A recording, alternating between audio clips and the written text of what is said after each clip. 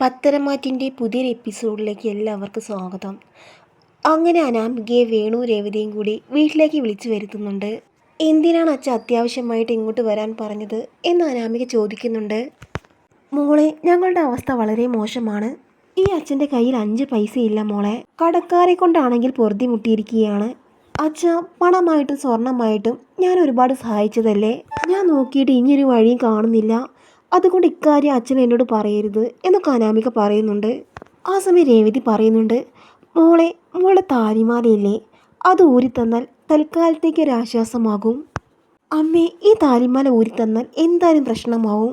ഈ താലിമാല എൻ്റെ കഴുത്തിൽ കണ്ടിട്ടില്ലെങ്കിൽ എല്ലാവരും അന്വേഷിക്കും. അവർ ചോദിച്ച് ഞാൻ എന്താണ് പറയുക? തൽക്കാലം മോള് അതൊന്നോർത്ത് വിഷമിക്കേണ്ട. താലിമാല കളഞ്ഞു പോയി എന്ന് പറഞ്ഞാൽ മതി. രേവതിയുടെ വാക്കുകൾ കേട്ട് അനാമികയുടെ മനസ്സ് അലിയുന്നുണ്ട്. അങ്ങനെ അനാമിക മനസ്സില്ലാ മനസ്സോട് കൂടി താലിമാല ഊരി കൊടുക്കുന്നുണ്ട്. എന്തെങ്കിലും ആകട്ടെ, അവർ ചോദിച്ചാൽ എന്തെങ്കിലും പറഞ്ഞ് പിടിച്ചു നിൽക്കാം എന്ന മനസ്സോട് കൂടി.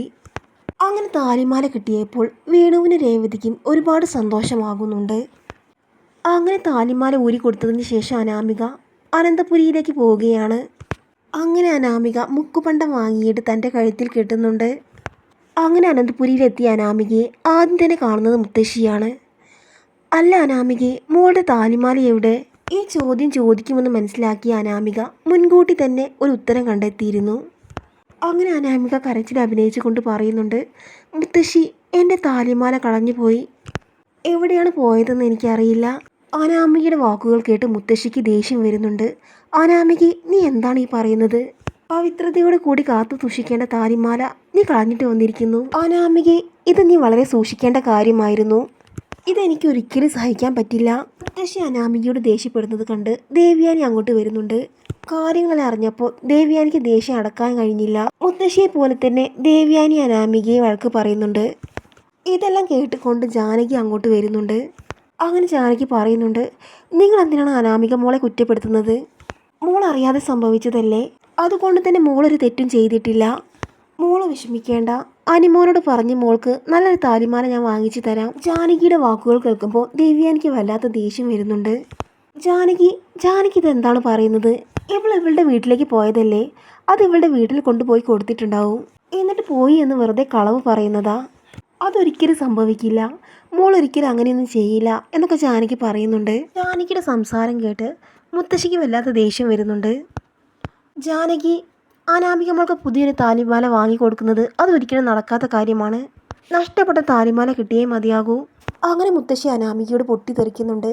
അനാമിക, ആ താലിമാല ഇന്ന് തന്നെ കിട്ടണം, അല്ലെങ്കിൽ അത് കിട്ടാനുള്ള വഴിയൊക്കെ എനിക്കറിയാം എന്നൊക്കെ പറയുന്നുണ്ട് മുത്തശ്ശി. മുത്തശ്ശിയുടെ വാക്കുകൾ കേട്ട് ആകെ പതറി പോകുന്നുണ്ട് അനാമിക. അങ്ങനെ അനാമിക വേണുവിനെ വിളിച്ച് കാര്യം പറയുന്നുണ്ട്. ആ താലിമാല ഉടനെ തന്നെ കിട്ടണം, അല്ലെങ്കിൽ ഇവിടെ പ്രശ്നമാകും. മുത്തശ്ശി എന്തൊക്കെയോ മനസ്സിൽ കണ്ടിട്ടുണ്ട്. അതുകൊണ്ട് ആ താലിമാല ഉടനെ തന്നെ തരണമെന്ന് അനാമിക വേണുവിനെ വിളിച്ച് പറയുകയാണ്. അങ്ങനെ വേണു ആ താലിമാല അനാമികയ്ക്ക് കൊടുക്കാൻ വേണ്ടി അനന്തപുരിയിലേക്ക് വരുന്നുണ്ട്. അങ്ങനെ വേണു അനാമികയ്ക്ക് ആ താലിമാല കൈമാറുന്നുണ്ട്. ആ സമയത്താണ് മുത്തശ്ശി അങ്ങോട്ട് വരുന്നത്. വേണു അനാമികയ്ക്ക് താലിമാല കൈമാറുന്നത് കണ്ട് ആകെ വല്ലാത്തൊരവസ്ഥയിൽ നിൽക്കുകയാണ് മുത്തശ്ശി. തന്നെ ആരും കണ്ടില്ല എന്ന് മനസ്സിലാക്കിയ വേണു ഉടനെ തന്നെ അവിടെ നിന്ന് പോകാൻ നോക്കുന്നുണ്ട്. അങ്ങനെ പോകാൻ നോക്കുന്ന വേണുവിനെ മുത്തശ്ശി വിളിക്കുകയാണ്. വേണു, ഞങ്ങളുടെ കള്ളത്തരങ്ങളൊന്നും ഇനി നടക്കില്ല, ഞാൻ എല്ലാം കണ്ടു എന്ന് മുത്തശ്ശി ദേഷ്യത്തോടു കൂടി പറയുകയാണ്. അങ്ങനെ മുത്തശ്ശി ദേഷ്യപ്പെടുന്നത് കണ്ട് എല്ലാവരും അങ്ങോട്ട് വരുന്നുണ്ട്. അങ്ങനെ മുത്തശ്ശി ജാനകിയോട് പറയുന്നുണ്ട്, ജാനകി, നീയല്ലേ നിന്റെ മരുമകൾക്ക് വേറൊരു താലിമാല വാങ്ങിച്ചു കൊടുക്കാമെന്ന് പറഞ്ഞത്? ഇതാണ് നിന്റെ മരുമകളുടെ അവസ്ഥ. ഇനിയെങ്കിലും നീ ഇതെല്ലാം മനസ്സിലാക്കണം എന്നൊക്കെ പറയുകയാണ് മുത്തശ്ശി. ആ സമയം ജാനകി പറയുന്നുണ്ട്, അനാമിക, നീ എന്താണ് ഈ ചെയ്തത്? നിന്നെ നിന്ന് ഒരിക്കലും ഞാൻ ഇങ്ങനെയൊന്നും പ്രതീക്ഷിച്ചില്ല.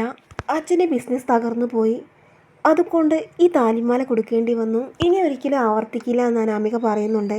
അങ്ങനെ അനാമികയെ വലിയൊരു സംശയം തന്നെ ജാനകിക്ക് തോന്നുകയാണ്. അങ്ങനെ ജാനകി അനാമികയെ കാര്യമായിട്ട് തന്നെ നിരീക്ഷിക്കുകയാണ്. അങ്ങനെ ജാനകിക്ക് ആ സത്യം മനസ്സിലാക്കുകയാണ്. അനാമിക അവളുടെ അച്ഛനും അമ്മയും ഫ്രോഡുകളാണെന്ന യാഥാർത്ഥ്യം ജാനകി മനസ്സിലാക്കുകയാണ്. അങ്ങനെ ഒരു കടുത്ത തീരുമാനം തന്നെ ജാനകി എടുക്കുന്നുണ്ട്. അനാമിക അവളുടെ അച്ഛനെയും അമ്മയും എല്ലാം തളർത്തുന്നതായിരുന്നു ആ തീരുമാനം. ജാനകി എന്തായിരിക്കും തീരുമാനമെടുത്തത്? ജാനകിയുടെ തീരുമാനം അറിയാൻ വരും എപ്പിസോഡുകൾ കാണുക.